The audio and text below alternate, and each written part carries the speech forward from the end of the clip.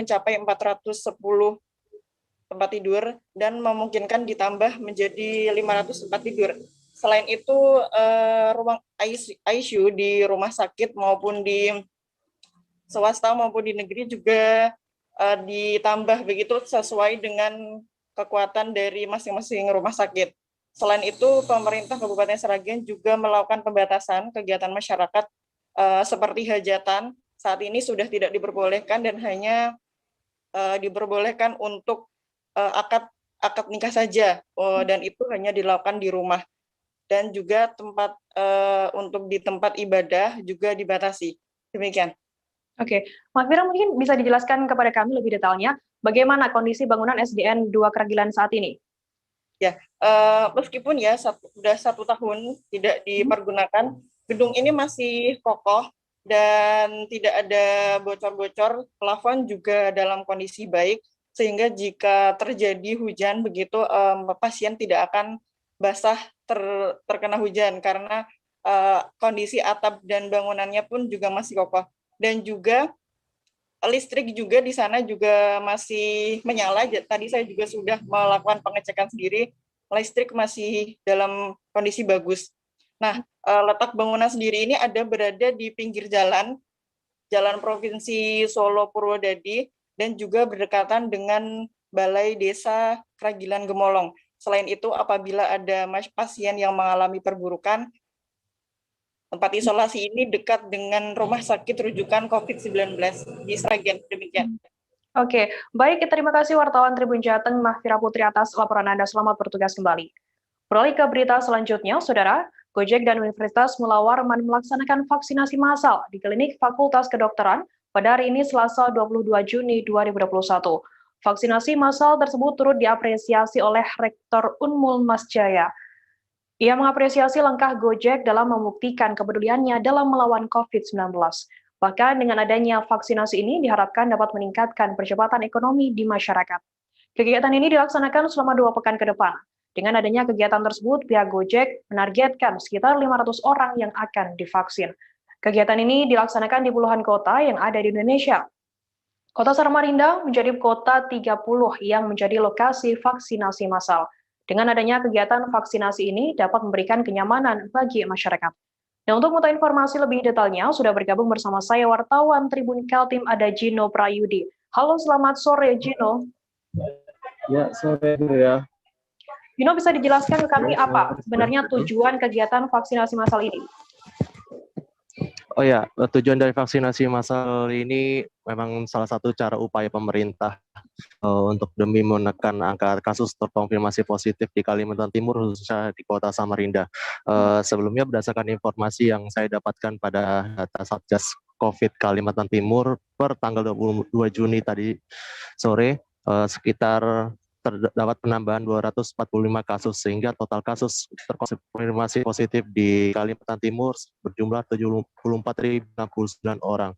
Nah, berdasarkan dari atas tersebut, pemerintah khususnya Dinas Kesehatan Kaltim terus mengupaya vaksinasi demi mencegah lonjakan kasus COVID di Kalimantan Timur. Demi meningkatkan vaksinasi tersebut, pemerintah bersama pihak Universitas Mula Warman bekerjasama dengan instansi seperti Gojek maupun beberapa perusahaan ojek online lain ya, yang sudah dilakukan beberapa waktu yang lalu. Kemudian, Gino, bisa dijelaskan berapa target sasaran penerima vaksin sendiri di Samarinda dan juga siapa saja sasarannya? Kalau untuk di Samarinda itu kurang lebih kemarin sekitar ada belasan ribu dosis vaksin, dan itu sudah dilakukan secara vaksinasi mulai sejak awal vaksin itu tiba di Kaltim sekitar pertengahan ataupun akhir bulan Maret, dan itu terus bergulir hingga pada hari ini dan terus dilakukan sampai benar-benar dosis vaksin yang ada dimiliki oleh pihak Pemkot maupun dinas kesehatan kota sehingga maupun dinas kesehatan provinsi benar-benar cukup untuk memenuhi kebutuhan yang ada di Kaltim sendiri. Dan ini untuk saat ini proses vaksinasi pun terus bergulir hingga pada hari ini, dan kita masih menunggu perkembangan selanjutnya. Dan sebelumnya terkait vaksinasi pun juga menyasar ke beberapa instansi seperti guru maupun PNS maupun salah satu mitra ojek online yang ada di Kalimantan Timur sendiri. Oke, jika kemudian berapa sudah total penerima vaksin mitra Gojek selama ini? Dari informasi yang saya dapatkan tadi dari pihak Gojek sendiri, untuk total keseluruhan di Indonesia sendiri bisa mencapai 100.000 orang. Tapi untuk pada saat vaksinasi di Universitas Muhammad Rahman ini yang akan dilakukan selama 2 minggu ke depan ini targetnya sekitar 500 orang penerima vaksin, baik itu dari mitra sendiri maupun dari masyarakat yang ada di kota Samarinda itu sendiri, Firda. Oke, baik Tribuners, tadi jurnalis kami juga sempat melakukan wawancara dengan Rektor Universitas Mula Warman Samarinda, Mas Jaya, dan berikut liputannya untuk Anda. Pembinaan dan pendampingan serta pelatihan kepada masyarakat, khususnya pelaku UMKM, dalam rangka mempercepat percepatan perbaikan ekonomi Indonesia. Dan insya Allah ini sedang secara teknis akan dilakukan secepatnya oleh tim dari Jakarta, khususnya bosnya Gojek yang ada di samping kanan saya ini sama Bu Suandari dan tim kami.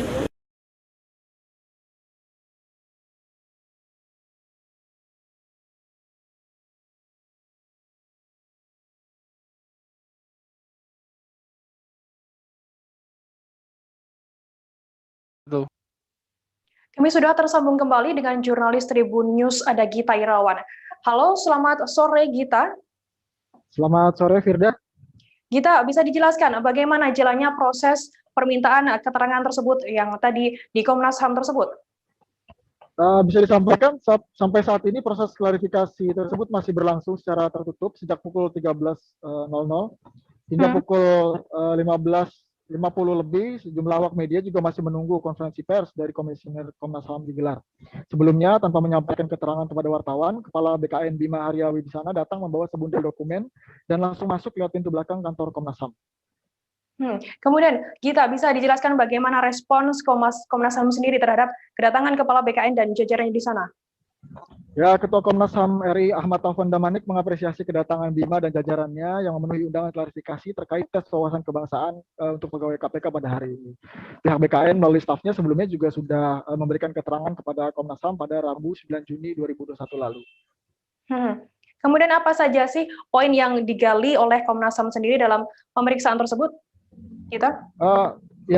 Bisa disampaikan sebelum proses pemeriksaan, Ketua Komnas HAM Ahmad Taufan Damanik juga mengatakan sejumlah hal akan diklarifikasi kepada Kepala BKN dan jajarannya, diantaranya terkait proses, ide, metode yang digunakan, dan siapa yang menggagas tes wawasan kebangsaan untuk pegawai KPK.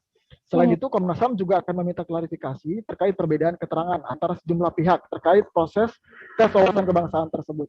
Perbedaan keterangan tersebut antara lain terletak pada siapa sesungguhnya penggagas tes wawasan kebangsaan bagi pegawai KPK.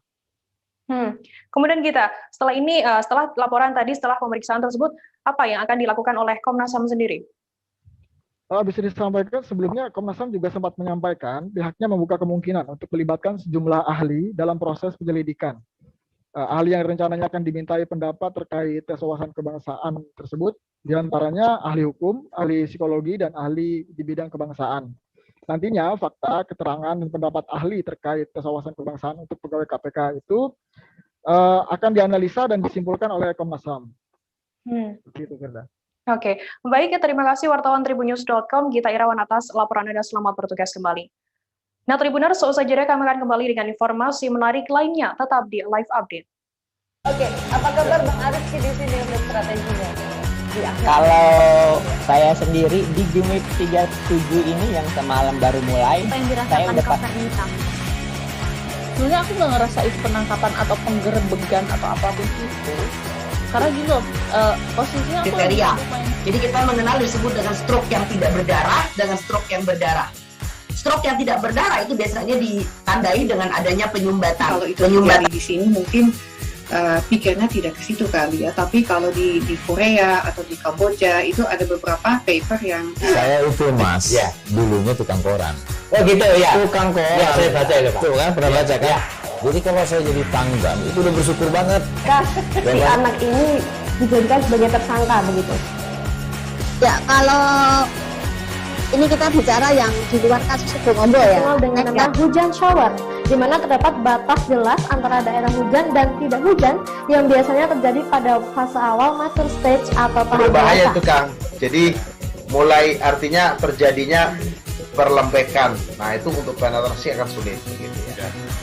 Dok, saya ini menurut saya memang tidak mudah, bukan urusan tanah diambil. Kalau misalnya Amerika Serikat sekarang, Rasulullah mengatakan dalam sebuah hadis bahwa berpuasa di 6 hari Syawal itu. Oke, apa kabar Bang Arifki di sini untuk strateginya? Kalau saya sendiri di Jumip 37 ini yang semalam baru mulai, Apa yang saya dirasakan udah Kak Fernita? Sebenarnya aku nggak ngerasain penangkapan atau penggerebegan atau apapun itu. Karena gini loh, posisinya aku Kriteria. Jadi kita mengenal disebut dengan stroke yang tidak berdarah dengan stroke yang berdarah. Stroke yang tidak berdarah itu biasanya ditandai dengan adanya penyumbatan. Kalau itu terjadi di sini mungkin pikirnya tidak ke situ kali ya. Tapi kalau di Korea atau di Kamboja itu ada beberapa paper yang Saya itu Mas, dulunya tukang koran. Oh gitu ya. Tukang koran. Ya, saya baca itu Pak. Tuh kan, pernah baca kan? Ya. Jadi kalau saya jadi tanggam, itu udah bersyukur banget. Si anak ini dijadikan sebagai tersangka begitu. Ya, kalau ini kita bicara yang di luar kasus Suboombo ya. Dengan nama hujan shower, di mana terdapat batas jelas antara daerah hujan dan tidak hujan yang biasanya terjadi pada fase awal mature stage atau tahap Berbahaya dewasa. itu Kang.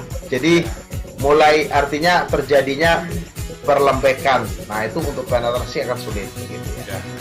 Dok, saya ini menurut saya memang tidak mudah, bukan urusan tanah diambil. Kalau misalnya Amerika Serikat sekarang, Rasulullah mengatakan dalam sebuah hadis bahwa berpuasa di 6 hari Syawal itu. Oke, apa kabar Bang Arifki di sini untuk strateginya? Kalau saya sendiri di Jumip 3. Terima kasih Anda masih bersama kami di Live Update. Beralih ke berita selanjutnya, Saudara. Pada Senin kemarin 21 Juni, penerimaan peserta didik baru atau PPDB tingkat SMA-SMK di Jawa Barat telah diumumkan. PPDB tahap 1 untuk jalur warga tidak mampu atau afirmasi prestasi dan perpindahan orang tua. Dalam PPDB tahap 1, jumlah siswa yang diterima yakni mencapai 14.071 orang. Sementara jumlah pendaftar di Jabar sendiri mencapai 21.981 siswa. Dikabarkan sejumlah SMA di Kabupaten Cirebon dan Kuningan masih kekurangan siswa dalam PPDB kali ini. SMA lainnya yang berada di Kabupaten Cirebon juga jumlah pendaftarnya lebih banyak sehingga telah memenuhi kuota PPDB tahap 1. Sementara seluruh SMK se-Kabupaten Cirebon juga dipastikan telah memenuhi kuota PPDB untuk jalur warga tidak mampu, prestasi, dan juga perpindahan orang tua. Sementara itu, PPDB tahap 2 dikhususkan untuk jalur zonasi dan rencananya akan dimulai pada 25 Juni 2021. Nah, untuk mengetahui informasi lebih detailnya, sudah bergabung bersama saya wartawan Tribun Cirebon ada Ahmad Imam Baihaqi. Halo, selamat sore Imam. Halo, selamat sore Imam. Ya, sore. Ya. Halo. Imam, bisa mendengar suara saya? Halo, sore Firda. Iya, bisa. Imam, bisa dijelaskan bagaimana hasil PPDB tahap 1 di Cirebon dan Kuningan sendiri? Halo. Ya. Halo Imam, bisa mendengar suara saya? Untuk penerimaan peserta. Iya, bisa. Kota dan Kabupaten Cirebon serta Kuningan sendiri untuk jumlah pendaftarnya sendiri mencapai 21 ribuan dan jumlah siswa yang diterima mencapai 14 ribuan dan ada lebih dari 7.000 siswa yang dinyatakan tidak lolos karena halo. Iya, silakan Imam. Tribuners seperti mengalami gangguan sinyal dengan Halo Imam, bisa mendengar suara saya? Silakan, laporan Anda. Halo. Ya, bisa. Ya, untuk 21 di sejumlah SMA dan SMK di Kota dan Kabupaten Cirebon serta Kuningan.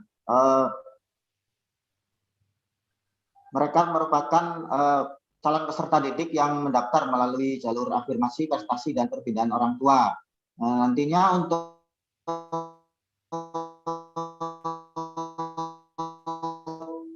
PPDB tahap 5 Juni dan pengumuman. Halo Imam, bisa mendengar suara saya di studio? PPDB tahap 1 sendiri sudah dilaksanakan jelas. Oke. Ya, untuk PPDB tahap 2 nantinya dimulai 20 dilaksanakan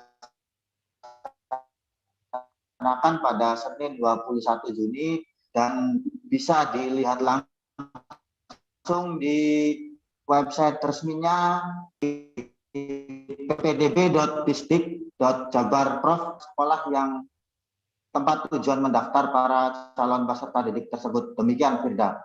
Oke, kemudian Imam, bisa dijelaskan dari hasil PPDB tahap 1 sendiri, apakah ada sekolah yang masih kekurangan siswa? Ya, di wilayah kota dan Kabupaten Cirebon serta Kuningan ada beberapa sekolah yang masih kekurangan siswa. Artinya jumlah pendaftar dan kuotanya lebih banyak, sementara pendaftarnya sedikit, sehingga mereka yang mendaftar di PPDB tahap 1 ini di beberapa sekolah itu diterima sepenuhnya. Di Kabupaten Cirebon ada SMA Negeri Kaliwedi dan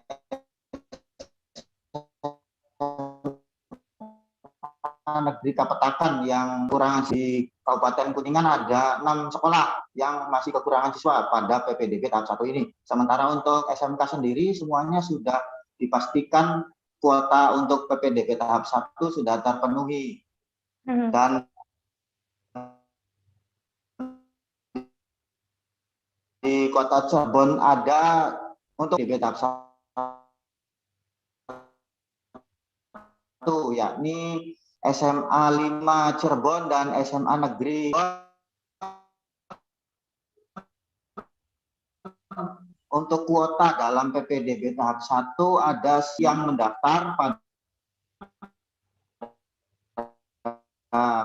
PPDB tahap 1 ini ada 101 siswa lagi. Dan di SMA 8 kuotanya ada 185, sehingga di SMA 8 Cirebon masih kekurangan 45 siswa.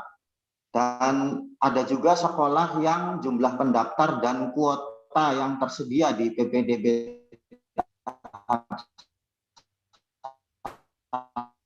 itu sama, sehingga mereka yang mendaftar itu diterima kuotanya ada 195 siswa dan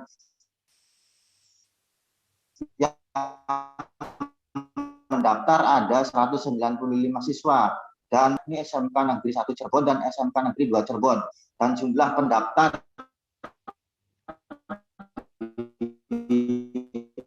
SMK Negeri 1 Cirebon ini paling banyak untuk jenjang pendidikan SMK. Ya, itu mencapai 1023 siswa. Sementara ada 621 siswa yang tidak diterima. Dan untuk tingkat SMA jumlah pendaftar dalam PPDB tahap 1 itu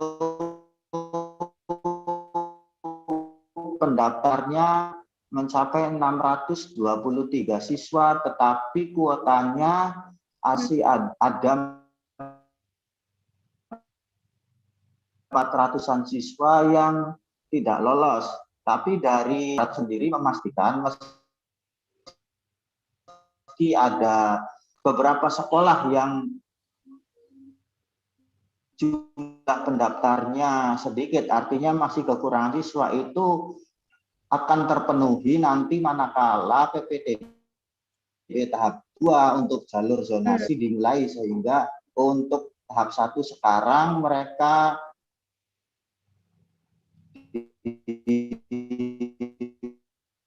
Halo, Imam. Baik, Tribuners. Tadi wartawan kami Tribun Cirebon sudah melaporkan mengenai laporannya. Kita beralih ke berita selanjutnya, Saudara. Kuota pendaftaran murid baru di sejumlah sekolah membludak jelang penutupan penerimaan peserta didik baru atau PPDB online SMK-SMK sekalbar tahun ajaran 2021-2022. Hingga Senin 21 Juni, total pendaftar SMA-SMK sekalbar telah mencapai 60.627 orang.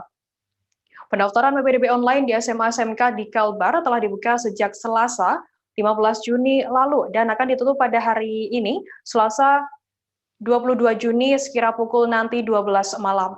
Sehari jelang pendaftaran ditutup, pendaftar di SMAN 3 Kota Pontianak sementara mencatatkan jumlah pendaftar terbanyak di tingkat SMA. Di tingkat kejuruan, pendaftar terbanyak ada di SMKN 4 Pontianak. Disebutkan pendaftar di SMAN 3 Pontianak sebanyak 2.027 pendaftar. Sementara pendaftar di tingkat SMK terbanyak di SMKN 4 Pontianak sebanyak 1.083 orang. Namun pihak Disdikbudpar Kalbar memastikan bahwa itu adalah data sementara. Dikabarkan belum ada rencana untuk perpanjangan waktu pendaftaran PPDB sebab pada Sabtu dan Minggu pelayanan tetap dibuka. Nah, untuk mengetahui informasi lebih detailnya sudah bergabung bersama saya wartawan Tribun Pontianak ada Anggita Putri. Halo, selamat sore Anggita. Halo, selamat sore Anggita Putri. Anggita, bisa mendengar suara saya? Halo Firda. Oke, Anggita bisa dijelaskan bagaimana proses pendaftaran PPDB di Kalbar pada hari terakhir ini? Baik, terima kasih. Hari ini merupakan hari terakhir pendaftaran peserta didik baru tahun 2021 yang dilaksanakan secara online khusus SMA negeri dan SMK negeri Kalimantan Barat, di mana pelaksanaan PPDB online ini sebelumnya telah dibuka sejak 15 Juni 2021, berakhir pada hari ini 22 Juni 2021. Nah, dari pantauan Tribun Pontianak sampai tadi siang, dalam pelaksanaan pendaftaran PPDB pada hari terakhir, masih ada beberapa orang tua yang datang melakukan pengaduan ke Dinas Pendidikan Provinsi Kalimantan Barat terkait dalam pelaksanaan pendaftaran, di mana ada pun aduan yang telah disampaikan oleh orang tua yang datang langsung ke Satgas Bantuan di Dinas Provinsi Kalimantan Barat, yaitu terkait dengan kartu keluarga dan juga ada beberapa siswa yang belum bisa mendaftar karena terkendala belum ada, tidak mempunyai gadget, sehingga Dinas Pendidikan Kalimantan Barat memfasilitasi pendaftaran hingga selesai.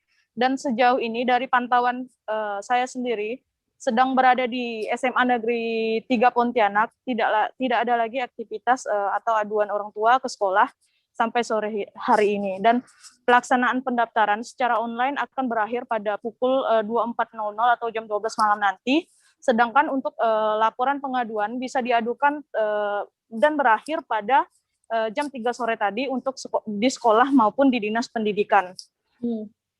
Oke, bisa dijelaskan ke kami, mungkin ada kendala mungkin atau aduan yang diterima oleh distrik provinsi sendiri?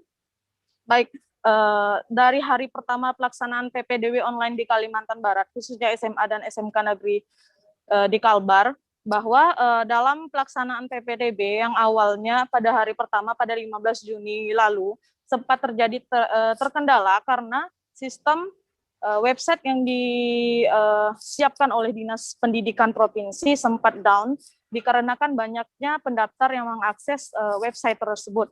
Namun solusi yang setelah itu pada sore harinya sudah bisa diakses kembali, di mana Dinas Pendidikan Provinsi Kalimantan Barat telah memberi solusi untuk menambah satu server dalam pelaksanaan pendaftaran, sehingga penggunaan server itu menjadi 4 server.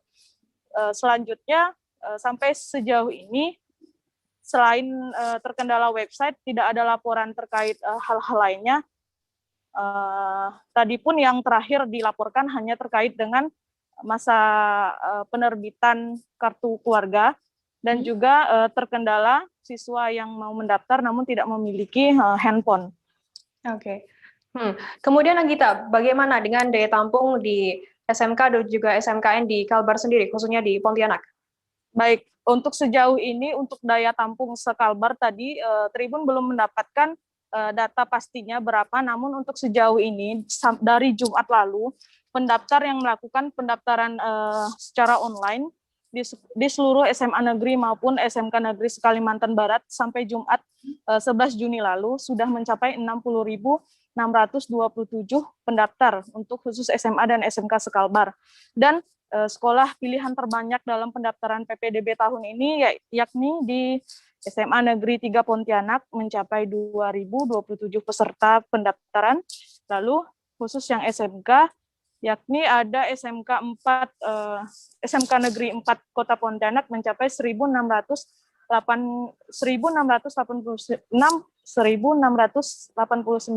peserta. Nah, dari pendaftar ini dikatakan oleh Kepala Bidang SMA khususnya di Provinsi Kalimantan Barat bahwa walaupun pendaftar terbanyak ada di SMA Negeri 3 maupun di SMK Negeri 4 Pontianak, tidak menutup kemungkinan bahwa pendaftar ini tidak semuanya memilih SMA Negeri 3 dan SMA Negeri 4 ini menjadi sekolah pilihan pertama. Oke, Anggita, mungkin bisa dijelaskan ke kami bagaimana proses selanjutnya setelah adanya tahapan pendaftaran? Sebelum masuk ke situ, saya ingin menjelaskan bahwa sebelumnya dari awal pendaftaran untuk menghindari kerumunan di sekolah maupun di dinas pendidikan, jadi Dinas Pendidikan Provinsi Kalimantan Barat memfasilitasi dan membuka Satgas Meja Pengaduan, di mana sampai hari ini sudah ada 7 meja yang dibuka untuk memfasilitasi para orang tua yang terdapat masalah ketika melakukan pendaftaran di website.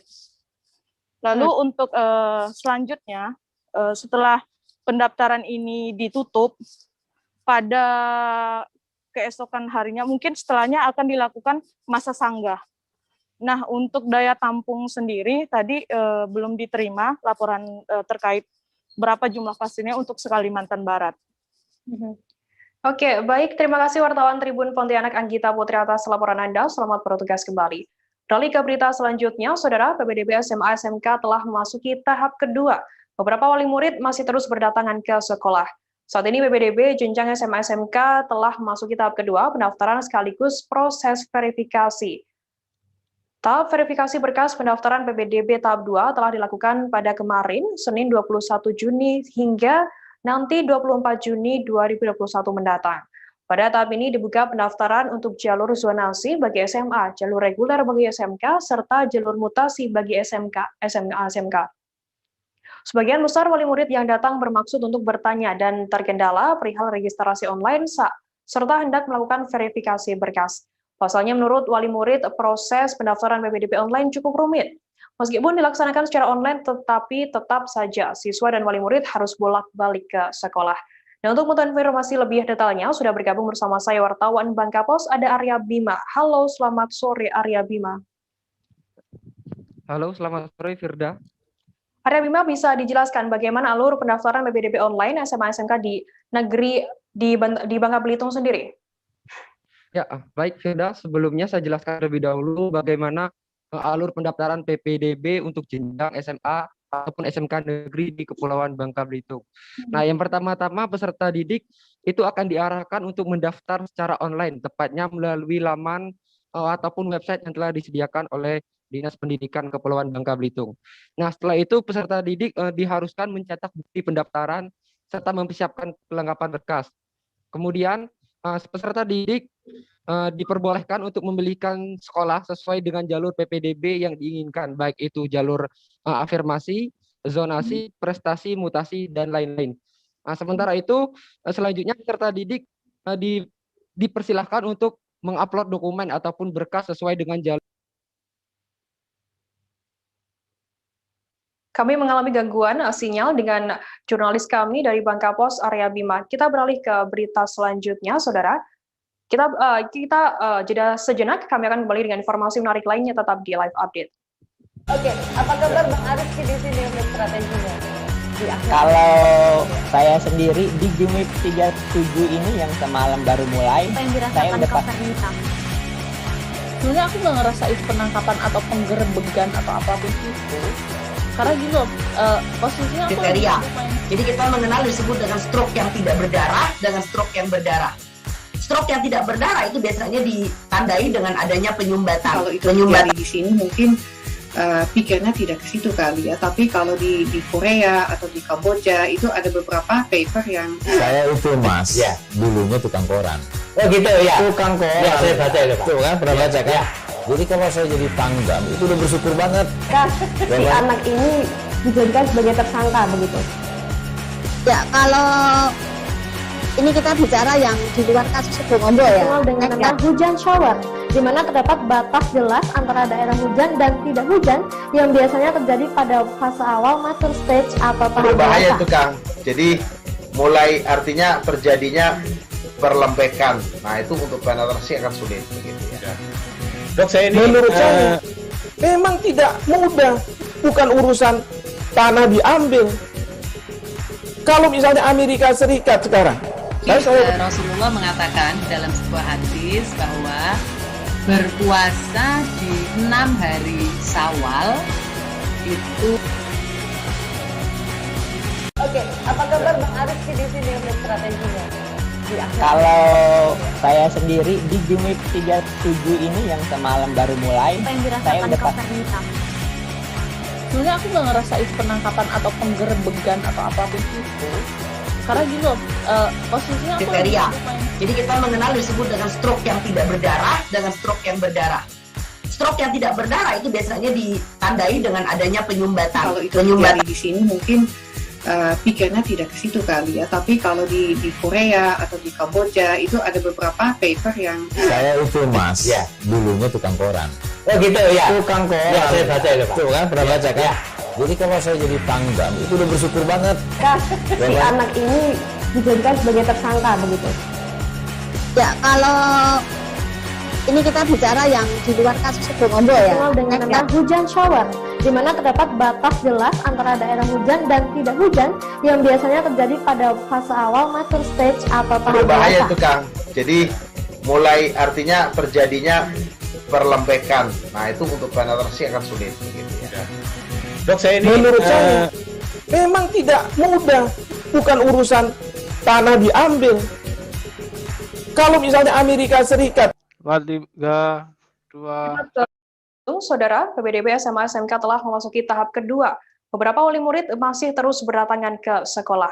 Saat ini PPDB jenjang SMA SMK telah memasuki tahap kedua pendaftaran sekaligus proses verifikasi berkas.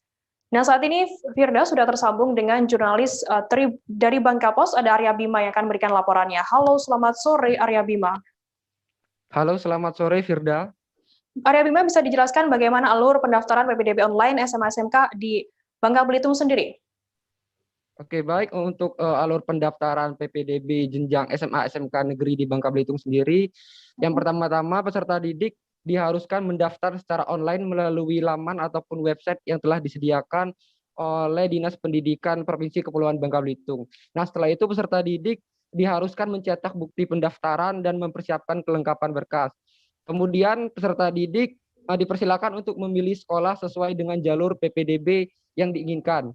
Nah, setelah itu peserta didik diwajibkan untuk mengupload dokumen ataupun berkas sesuai dengan jalur pendaftaran tadi yang telah dipilih sebelumnya.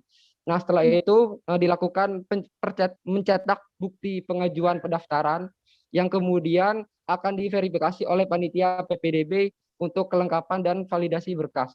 Nah, setelah itu peserta didik dipersilakan melihat hasil seleksi ataupun pengumuman dari proses pendaftaran PPDB tersebut. Nah, setelah dinyatakan lolos ataupun diterima di sekolah pilihan, peserta didik diwajibkan untuk melakukan proses daftar ulang ke sekolah. Seperti itu, Firda. Arya, bisa dijelaskan kami berapa jumlah update terbaru kuota pendaftar di Bangka Belitung?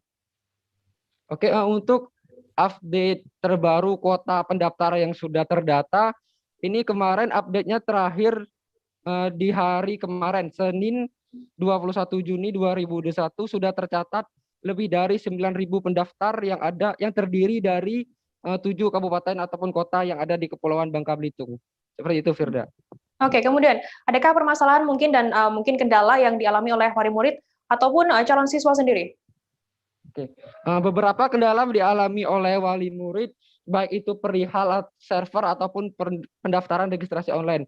Nah, salah satunya yang dialami oleh salah seorang siswa bernama Randy Pertama, di mana ia menyampaikan bahwa saat mendaftar dirinya kesulitan karena menurutnya server ataupun website tersebut kadang-kadang lemot dan bahkan down. Nah, sementara itu siswa lainnya yang bernama Echa mengaku bahwa di salah satu fitur ataupun pilihan di website tersebut terdapat permintaan untuk mengupload berkas, sementara keterangan berkas yang diupload itu tidak ada. Jadi dia merasa kebingungan berkas apa yang harus diupload, gitu. Seperti itu, Echa. Oke, kemudian bisa dijelaskan bagaimana peran pihak terkait dalam menanggapi masalah tersebut? Ya. Oke, untuk peran pihak terkait sendiri, di mana Kepala Balai Teknologi Informasi Komunikasi Pendidikan Dinas Pendidikan Bangka Belitung, Bapak Sukinda menyampaikan bahwa saat ini pihaknya telah menyiapkan tim antisipasi gangguan jaringan serta maintenance aplikasi. Nah, di mana dia menyampaikan bahwa segala bentuk kendala ataupun gangguan di sistem akan terus di maintenance ataupun akan terus diperbaiki. Pihaknya menyebutkan bahwa untuk jika memang kemungkinan nanti pendaftaran sistem online ini mengalami kendala terus-menerus ataupun tidak bisa, ia akan tetap menjamin bahwa setiap siswa yang hendak mendaftar sekolah akan tetap dipermudah. Seperti itu, Firda. Oke, baik, terima kasih wartawan Bangka Pos Arya Bima atas laporan Anda. Selamat bertugas kembali. Tribuners, kita akan jeda sejenak, tetap di Live Update. Oke, apa kabar Bang Ariski di sini untuk strateginya? Kalau saya sendiri di Gimik 37 ini yang semalam baru mulai, saya udah sebenarnya aku nggak ngerasain penangkapan atau penggerebegan atau apapun itu, karena gini loh, posisinya aku kriteria. Jadi kita mengenal disebut dengan stroke yang tidak berdarah dengan stroke yang berdarah. Stroke yang tidak berdarah itu biasanya ditandai dengan adanya penyumbatan. Kalau itu terjadi di sini mungkin pikirnya tidak ke situ kali ya, tapi kalau di Korea atau di Kamboja itu ada beberapa paper yang saya itu Mas, ya, dulunya tukang koran. Oh gitu ya. Tukang koran. Ya, saya baca itu, Pak. Tuh kan, pernah baca kan? Ya. Jadi kalau saya jadi tanggam itu udah bersyukur banget. Si anak ini dijadikan sebagai tersangka begitu. Ya, kalau ini kita bicara yang di luar kasus Suboombo ya. Dengan nama hujan shower, di mana terdapat batas jelas antara daerah hujan dan tidak hujan yang biasanya terjadi pada fase awal mature stage atau tahap berbahaya itu Kang. Jadi mulai artinya terjadinya perlembekan. Nah itu untuk penetrasi akan sulit. Gitu ya. Dok, saya ini menurut saya memang tidak mudah, bukan urusan tanah diambil. Kalau misalnya Amerika Serikat sekarang, Rasulullah mengatakan dalam sebuah hadis bahwa berpuasa di 6 hari Syawal itu. Oke, apa kabar Bang Ariski di sini untuk strateginya? Kalau saya sendiri di Gimik 37 ini yang semalam baru mulai, saya udah sebenarnya aku nggak ngerasain penangkapan atau penggerebegan atau apapun itu, karena gini loh, posisinya kriteria. Jadi kita mengenal disebut dengan stroke yang tidak berdarah dengan stroke yang berdarah. Stroke yang tidak berdarah itu biasanya ditandai dengan adanya penyumbatan. Kalau itu terjadi di sini mungkin pikirnya tidak ke situ kali ya, tapi kalau di Korea atau di Kamboja itu ada beberapa paper yang saya itu Mas, ya, dulunya tukang koran. Oh gitu ya. Tukang koran. Ya, saya baca itu, Pak. Tuh kan, pernah baca kan? Ya. Jadi kalau saya jadi tanggam itu udah bersyukur banget. Si anak ini dijadikan sebagai tersangka begitu. Ya, kalau ini kita bicara yang di luar kasus Suboombo ya. Dengan nama hujan shower, di mana terdapat batas jelas antara daerah hujan dan tidak hujan yang biasanya terjadi pada fase awal mature stage atau tahap berbahaya itu Kang. Jadi mulai artinya terjadinya perlembekan. Nah itu untuk penetrasi akan sulit. Gitu ya. Dok, saya ini menurut saya memang tidak mudah, bukan urusan tanah diambil. Kalau misalnya Amerika Serikat sekarang, Rasulullah mengatakan dalam sebuah hadis bahwa berpuasa di 6 hari Syawal itu. Oke, apa kabar Bang Ariski di sini untuk strateginya? Kalau saya sendiri di Gimik 37 ini yang semalam baru mulai, saya udah Sebenarnya aku nggak ngerasa itu penangkapan atau penggerebekan atau apapun itu. Karena gini loh, posisinya aku kriteria. Jadi kita mengenal disebut dengan stroke yang tidak berdarah dengan stroke yang berdarah. Stroke yang tidak berdarah itu biasanya ditandai dengan adanya penyumbatan. Kalau itu terjadi di sini mungkin pikirnya tidak ke situ kali ya. Tapi kalau di Korea atau di Kamboja itu ada beberapa paper yang saya itu mas, ya dulunya tukang koran. Oh gitu ya. Tukang koran. Ya, saya baca itu Pak. Tuh kan pernah baca kan? Ya. Jadi kalau saya jadi tanggam itu udah bersyukur banget. Si anak ini dijadikan sebagai tersangka begitu. Ya, kalau ini kita bicara yang di luar kasus Sibolombo ya. Dengan nama hujan shower, di mana terdapat batas jelas antara daerah hujan dan tidak hujan yang biasanya terjadi pada fase awal mature stage atau tahap berbahaya dewasa. itu Kang. Jadi mulai artinya terjadinya perlembekan. Nah itu untuk penetrasi akan sulit. Gitu ya. Dok, saya ini menurut saya memang tidak mudah, bukan urusan tanah diambil. Kalau misalnya Amerika Serikat sekarang, Rasulullah mengatakan dalam sebuah hadis bahwa berpuasa di 6 hari Syawal itu. Oke, apa kabar Bang Arif di sini untuk strateginya? Kalau saya sendiri di Gimik 37 ini yang semalam baru mulai, saya udah Sebenarnya aku nggak ngerasa itu penangkapan atau penggerebekan atau apapun itu. Terima kasih Anda masih bersama kami di Live Update. Beralih ke berita selanjutnya, Saudara, longsor di Kelok Jari yang mengakibatkan terjadinya kemacetan panjang di Jalan Padang pada Kamis 10 Juni. Longsor tersebut terjadi di Kelok Jariang, kilometer 29. Bukan Jariang, Mas. Salah, Mas. Kita beralih ke berita selanjutnya, Saudara. Kecelakaan maut kembali terjadi di Okam Senin 21 Juni sore yang mengakibatkan 3 orang penumpang meninggal dunia. Kejadian malang tersebut bermula ketika mobil dump truck berplat nomor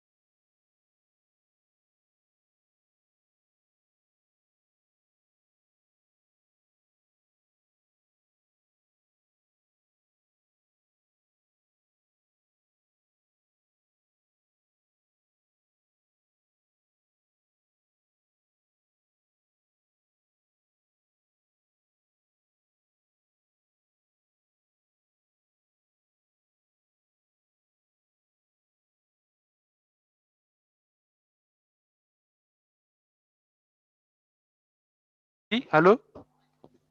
Oke, apa kabar Bang Arif di sini untuk strateginya? Kalau saya sendiri di Gimik 37 ini yang semalam baru mulai, saya udah Sebenarnya aku nggak ngerasa itu penangkapan atau penggerebekan atau apapun itu. Karena gini loh, posisinya aku kriteria. Jadi kita mengenal disebut dengan stroke yang tidak berdarah dengan stroke yang berdarah. Stroke yang tidak berdarah itu biasanya ditandai dengan adanya penyumbatan. Kalau itu terjadi di sini mungkin pikirnya tidak ke situ kali ya. Tapi kalau di Korea atau di Kamboja itu ada beberapa paper yang saya itu mas, ya dulunya tukang koran. Oh gitu ya. Tukang koran. Ya, saya baca itu Pak. Tuh kan pernah baca kan? Ya. Jadi kalau saya jadi tanggam itu udah bersyukur banget. Si anak ini dijadikan sebagai tersangka begitu. Ya, kalau ini kita bicara yang di luar kasus Sibolombo ya. Dengan nama hujan shower, di mana terdapat batas jelas antara daerah hujan dan tidak hujan yang biasanya terjadi pada fase awal mature stage atau tahap berbahaya dewasa. itu Kang. Jadi mulai artinya terjadinya perlembekan. Nah itu untuk penetrasi akan sulit. Gitu ya. Dok, saya ini menurut saya memang tidak mudah, bukan urusan tanah diambil. Kalau misalnya Amerika Serikat sekarang, Rasulullah mengatakan dalam sebuah hadis bahwa berpuasa di 6 hari Syawal itu. Oke, apa kabar Bang Arifki di sini untuk strateginya? Kalau saya sendiri di Gimik 37 ini yang semalam baru mulai, saya udah Sebenarnya aku nggak ngerasain penangkapan atau penggerbegan atau apapun itu, karena gini loh, posisinya aku kriteria. Jadi kita mengenal disebut dengan stroke yang tidak berdarah dengan stroke yang berdarah. Stroke yang tidak berdarah itu biasanya ditandai dengan adanya penyumbatan. Kalau itu terjadi di sini mungkin pikirnya tidak ke situ kali ya, tapi kalau di Korea atau di Kamboja itu ada beberapa paper yang saya itu Mas, dulunya tukang koran. Oh gitu ya. Terima kasih Anda masih bersama kami di Live Update. Beralih ke berita selanjutnya, Saudara. Seorang remaja umur 11 tahun hilang saat mandi bersama teman-temannya dan ditemukan dalam kondisi meninggal dunia di Kota Padang, Sumatera Barat. Kejadian ini terjadi tepatnya pada Senin 21 Juni di dekat Kompleks Pasir Putih RT 2 RW 5, Kelurahan Bunga Pasang, Kecamatan Koto Tangah, Kota Padang, Sumatera Barat. Lokasi mandi korban mandi atau berenang adalah aliran sungai yang berlokasi di dekat pintu muara. Korban diketahui bernama Lutfi, 11 tahun, yang dilaporkan berenang bersama 2 orang temannya sekira pukul 4 sore pada Senin kemarin. Nah, untuk mengetahui informasi lebih detailnya, sudah bergabung bersama saya wartawan Tribun Padang, ada Rezi Aswar. Halo Rezi Aswar, selamat sore. Iya, Firda, sore. Rezi, bisa dijelaskan kapan dan di mana kejadian tersebut terjadi? Iya, telah terjadi satu orang remaja ya, berumur 11 tahun yang bernama Lutfi di dekat pintu muara ya di komplek Pasir Putih di RT 2 RW 5 Kelurahan Bungo Pasang, Kecamatan Kota Tangah, Kota Padang, Sumatera Barat, yang terjadi tepatnya pada Senin pukul 16 waktu Indonesia bagian Barat sore kemarin tepatnya. Sudah. Oke, kemudian bagaimana proses pencarian korban sendiri di sana? Ya, di mana korban saat itu berenang bersama 2 orang temannya pada sore hari dan masyarakat melihat korban berenang dan meminta untuk keluar pada sore hari itu. Namun sang korban kembali untuk berenang dan dilaporkan hilang setelah hanyut terseret pas air pasang gitu. Dan setelah dilaporkan masyarakat telah mencarikan sejak pukul 21 Indonesia bagian Barat dan dihentikan pada pukul dini hari 01 dini hari dan dilanjutkan pada pagi hari tadi. Dan sekitar pukul 08 waktu Indonesia bagian Barat korban berhasil ditemukan oleh petugas pencarian. Kemudian Rezi, saya dijelaskan bagaimana kondisi korban saat ditemukan oleh tim pencari. Iya, untuk kondisi korban ditemukan tertelungkup di dekat gundukan pasir yang tepatnya berada di pintu muara yang jaraknya sekitar 200 meter dari lokasi kejadian dan untuk kondisinya meninggal dunia dan telah dibawa ke rumah duka. Oke, nah Tribuners, tadi jurnalis kami juga sempat melakukan wawancara dengan warga setempat yakni bernama Kiflanuddin dan berikut liputannya untuk Anda. Tadi pagi jam 8, yang datang lu tadi pagi polisi air, pol air datang duluan kan, cuman pol air sisirnya ke situ, ke atas, Basarnas arah ke situ, jadi baru keluar tuh botnya, ada orang dari sebelah, itu ada nampak baju biru di pasir itu, nah, itu langsung pas kalau nggak salah jam 8.20 tadi. Posisi korban itu gitu, cukup di itu pas dekat ombak mecah. Udah, kondisinya lihat abang? Kondisi masih belum busuk belum, kan baru kemarin. Meninggal dunia waktu itu? Meninggal dunia ya. Itu anak? Itu tim reaksi cepat lah, itu yang datang. Berarti temannya ini nggak kasih kabar ke siapapun? Karena nggak kasih tahu kabar itu kita nggak tahu. Bahasa ada orang hanyut di sini nggak tahu ada orang hanyut. Berarti dilakukan pencarian malam tadi sekitar jam 9. Kami kan kalau dapat pasti memang ya di sini anunya, jangan nanti tahu-tahu ibunya bilang ya sendalnya di sini. Kita coba pencarian di sini dari malam sampai jam 1. Itu tim Basarnas sudah datang? Nah, tim Basarnas kira-kira jam-jam 10 kalau nggak salah. jam 10 nyampe di sini. Iya. Setelah itu kira-kira jam 4. Jam 4 sore. Ya. Jam 5 tim kami dari situ udah peringatkan. Iya. Tolong jangan mandi di situ. Ya. Emang dia naik juga sini. Naik sudah tuh yang satunya turun lagi. Udah pakai baju. Iya. Cuman sendalnya tinggal di sini. Sendal tinggal di sini kan. Dia nggak turun. Dia turun lagi katanya. Waktu dia turun tuh dia mau mandi. Kawannya nampak, cuman kawannya nggak bisa nggak bisa gimana tuh, nggak bisa berbuat lah. Setelah itu kawan yang dua ini pergi. Jadi orang yang di sini nih nggak tahu bahasa ada orang anyut di sini, nggak tahu. Nah, setelah tahunya kira-kira jam 8 malam orang tuanya itu kehilangan anaknya. Setelah kehilangannya itulah masih rasa was-was diturutnya. Kawan yang berdua tadi tuh yang di sebelah. Ngomong kawannya tuh, iya tadi dia udah mandi sama saya. Kemudian dia turun lagi, hanyut. Bajunya udah terpakai. Jadi waktu ketemu kan pakai baju. Setelah hanyut itulah nggak tahu orang ini kan. Kabar kami sampai di sini aja nggak tahu kami. Kita beralih ke Kupang, Saudara. Kecelakaan maut kembali terjadi di Okam pada Senin 21 Juni kemarin yang mengakibatkan 3 orang penumpang meninggal dunia. Kejadian malang tersebut bermula ketika mobil dump truck berplat nomor 8483EA yang dikendarai Rudi Nicodemo Nino melaju dari arah Fotilo hendak menuju ke Manlea, Kabupaten Malaka. Di dalam mobil tersebut diketahui mengangkut 19 penumpang. Saat melintas di jalan raya Desa Okam, mobil yang diketahui melaju dengan kecepatan tinggi tersebut tiba-tiba hilang kendali dan menabrak kayu hingga akhirnya terbalik. Nah, untuk mengetahui informasi lebih detailnya, sudah bergabung bersama saya wartawan Pos Kupang ada Dion Kota. Halo, selamat sore Dion. Sore Kak. Dion, bisa dijelaskan kapan dan di mana persisnya kecelakaan tersebut terjadi? Terima kasih. Bisa saya ceritakan sedikit kronologi kejadian bahwa sopir sebuah dump truck yang dikemudikan oleh Nicodemo Nino melaju dari arah Desa Fotilo, Kecamatan Amanatun Utara, hendak menuju ke Kabupaten Malaka. Saat tiba di Desa Wekam, Kecamatan Amandoban Timur, ada sebuah tikungan. Tiba-tiba sopir tak mampu mengendalikan mobil dump truck hingga hilang kendali, lalu menabrak batang kayu dan akhirnya mobil dump truck tersebut terbalik. Oke, kemudian ada berapa korban dan yang meninggal? Kemudian ada berapa korban juga yang mengalami luka berat serta luka ringan?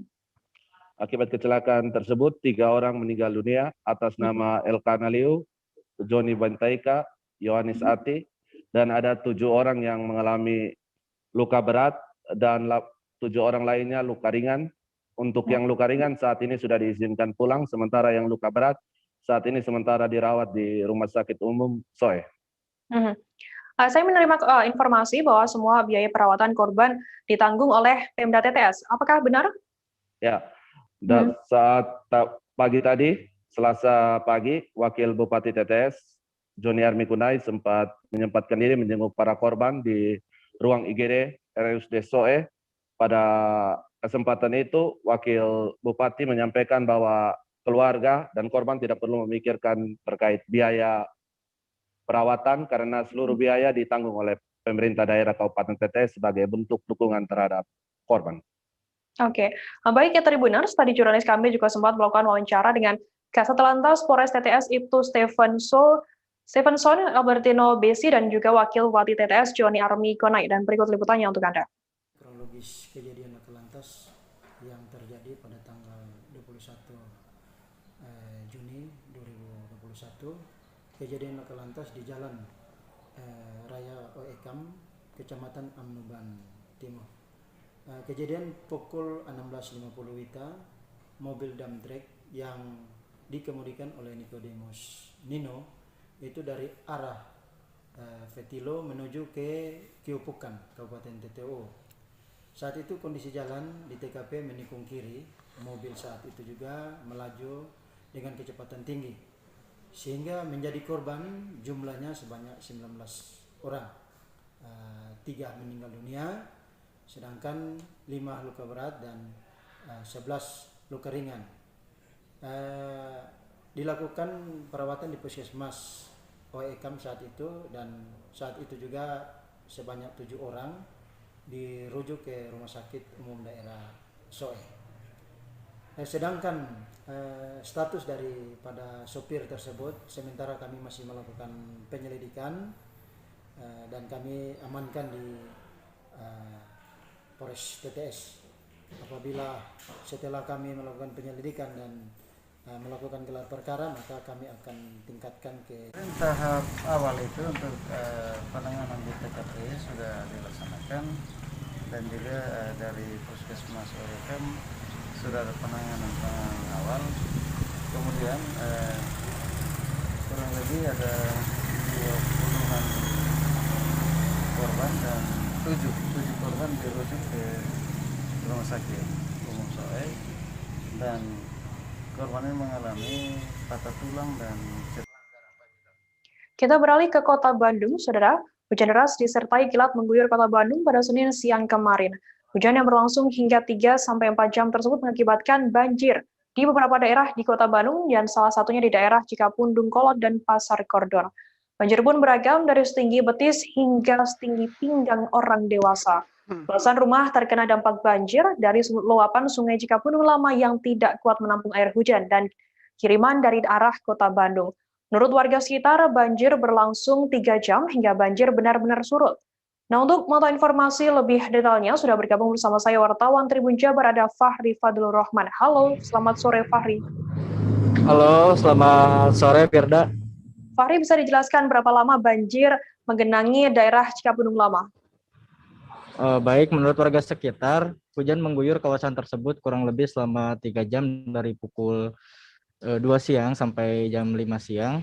Lalu banjir tersebut mulai mengenangi kawasan tersebut mulai dari pukul 4 sore dan bertahan 2 jam sampai banjir tersebut benar-benar surut. Begitu, Oke. Dampak apa yang ditimbulkan adanya banjir di sana? Dampak yang paling kelihatan gitu. Banjir tersebut merusak satu rumah di salah satu bantaran Sungai Cikapundung Lama yang terletak di Kecamatan Batu Nunggal, Kelurahan Gumuru, di RT 4 RW 6. Di kawasan ini, kawasan yang paling benar-benar terdampak dari banjir tersebut, Firda. Mungkin bisa diinformasikan ke kami, daerah mana saja yang tergenang banjir? Untuk daerah sendiri, di daerah Cikapundung Lama itu Pasar Kordon, lalu rumah-rumah yang berdekatan dengan bantaran Sungai Cikapundung Lama, hampir seluruhnya terkena banjir. Walaupun hanya beberapa rumah saja gitu, yang paling terdampak yang di sebelah sungai, Firda. Kemudian, baik Tribuners, tadi jurnalis kami juga sempat melakukan wawancara dengan seorang pedagang dan bernama Ahmad dan juga seorang warga bernama Aib, dan berikut liputannya untuk Anda. Banjir, Kang? Banjir. Sampai kemarin banjir. Sampai segimana, ya, Kang? Sampai udah kita lutut-tukur sampai lutut. Berapa lama, Kang? Paling sejam. Sejam kemarin. Dari jam berapa tuh? Jam 2 sampai jam 4. Si banjirnya tuh, Kang? Iya. Banjirnya emang kirimannya, Kang? Oh ya, emang dari hujan dari kota sampai ke sini airnya. Dulu tahun berapa lah? Tahun sekali. Sampai segimana, Kang? Sampai sini. Dulu? Ya, tahun berapa lu lupa? Belum pondasi belum? Iya, belum pondasi, ini pondasi baru double. Yang ini sini. Kalau kemarin kan sampai segimana, Kang? Segini, kemarin makan klep nutup. Pas ini rata ini. Kalau nggak nutup sampai ke sini, sampai ke rumah ya, pokoknya rumah-rumah ini kebanjiran semua. Berapa jam kemarin, Kang? Paling lama teh ini 3 jam kalau banjir tuh. Kalau sampai banjir kering lagi, belum beberes di rumah mah. Kalau banjir dulu, wah hancur saya juga barang. Gara-gara itu ya, dari belum ada benteng atas, kan dari sini kan benteng tuh. Ini telempar lewat benteng yang di bawah ini teh. Kalau yang di seberang itu sampai segimana, Kang? Lewat ini 30 sentian itu. Dari sini teh ke sini teh. Air. Jadi dari sini lewat sini. Berarti gede banget ya kemarin kan? Iya, besar. Ya, itu yang di seberang berapa lama Kang keringnya? Sama. 3 jam ah? Iya, 3 jam. Kan itu kan sekarang belum selesai. Di rumah-rumah itu model lemari baju tuh tinggalnya tuh baru itu. Angkat, jemur. Penuh tadi mah. Siapa Kang nama teh Kang? Pak Komar. Kita beralih ke berita selanjutnya, Saudara. Pelatih baru PSM Makassar diprediksi dalam waktu dekat akan bergabung dengan skuad Laskar Pinisi. Hal ini dilontarkan oleh CEO PSM Makassar, Munafri Arifudin, saat ditemui usai lihat PSM Makassar berlatih pada Kamis 17 Juni lalu. Pelatih baru yang akan datang nantinya tidak akan mengubah yang terbentuk selama ini. Pihak PSM Makassar berharap pelatih baru bisa berkomunikasi baik dengan pelatih lokal yang sudah membangun fondasi tim. Untuk Laskar Pinisi hanya memiliki 3 stopper yang dinilai punya pengalaman, yakni Erwin Gutawa, Hashim Kipu, dan juga Abdul Rahman Sulaiman. Nah, untuk mengetahui informasi lebih detailnya, sudah bergabung bersama saya wartawan Tribun Timur, ada Kaswadi Anwar. Halo, selamat sore Kaswadi. Ya, selamat sore. Kaswadi, bisa dijelaskan bagaimana kesiapan PSM Makassar sendiri menjelang Liga 1 di musim ini?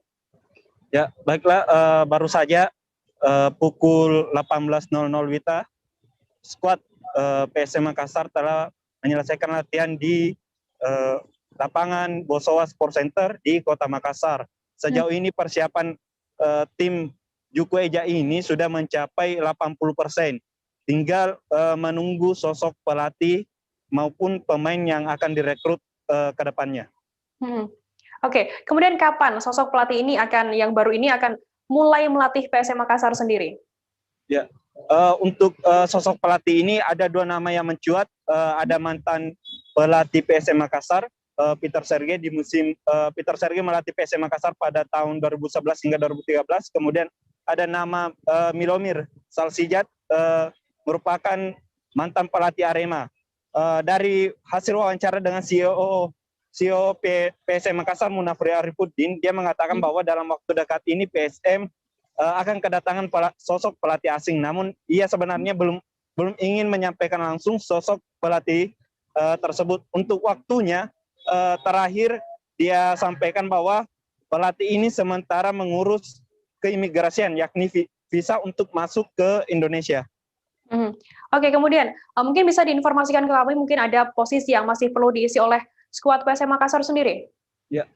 Sejauh ini PSM Makassar telah mendatangkan beberapa pemain untuk memperkuat fondasi tim yang ada. Salah satunya yaitu posisi striker, yakni PSM mendatangkan mantan pemain Nach Breda, klub kasta kedua Liga Belanda, yakni Anco Jensen. Kemudian meski telah mendatangkan di lini serang, saat ini PSM Makassar masih kekurangan posisi stopper, yakni bek tengah. Saat ini PSM hanya memiliki 3 pemain seperti Erwin Gutawa, Hashim Kipu, dan Abdul Rahman Sulaiman.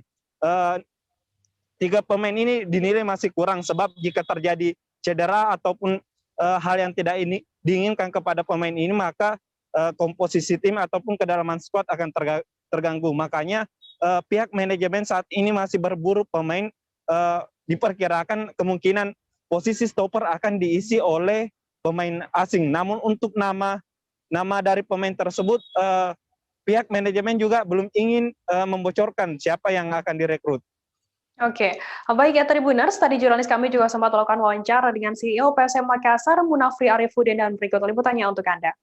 Pelatih baru asing itu akan segera bergabung juga, Pak? Insya Allah kita berharap seperti itu. Kita berharap seperti itu supaya mulai kita melakukan pembenahan yang ada. Artinya apa? Memang kita tidak akan mulai dari nol. Kenapa? Karena sudah ada batu lama.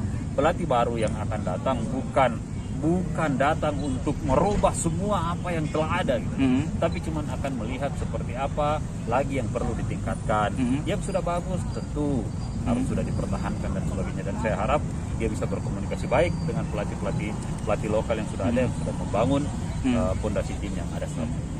Apakah dengan kehadiran pelatih baru ini pelatih baru itu sudah tahu Pak terkait ke komposisi pemain asing, terutama kedatangan Anco Jensen? Iya, dia tahu. Kenapa? Karena kalau kita saling menunggu nih, persoalannya begini. Yang paling pertama masalah negosiasinya, yang kedua masalah visa, yang ketiga datangnya ke Indonesia, yang keempat masalah karantina. Ini tidak bisa berjalan beriringan. Lagi-lagi saya sampaikan bahwa dalam proses pemilihan pemain dan sebagainya saya melibatkan bukan pilihan saya sendiri. Saya melibatkan pelatih, melibatkan pemain-pemain yang ada supaya mereka bisa memberi masukan-masukan itu. Nama-nama itu muncul, baru setelah itu kita putuskan. Saya baru negosiasi di situ. Untuk posisi stopper, Papi, apakah akan ditambah juga? Iya, kita akan melihat seperti apa komposisinya, karena di dalam saat ini kita masih bernegosiasi dengan beberapa pemain yang akan kita tentukan. Ada pemain yang harus kita tanyakan dulu seperti apa statusnya, apa masuk dalam regulasi yang telah ditetapkan atau tidak, dan sebagainya. Jangan sampai kita sudah bicara, ternyata dia tidak bisa karena mungkin main di kasta keberapa dan sebagainya. Terus untuk stopper sendiri, Papi, untuk asing itu ada tidak rekomendasi dari pelatih yang akan melatih PSM nanti? Nggak ada, belum ada. Saya belum bicara pemain sama calon pelatih. Informasi tadi sekaligus menutup perjumpaan kita dalam live update hari ini. Masih di tengah pandemi, Tribuners, kami terus mengingatkan Anda untuk selalu menerapkan protokol kesehatan dimanapun Anda berada. Memakai masker, mencuci tangan, menjaga jarak, menghindari kerumunan, serta membatasi mobilitas dan juga interaksi. Saya Firdana beserta kru yang bertugas pamit undur diri. Terima kasih dan sampai jumpa. Jangan lupa like, subscribe, dan share ya.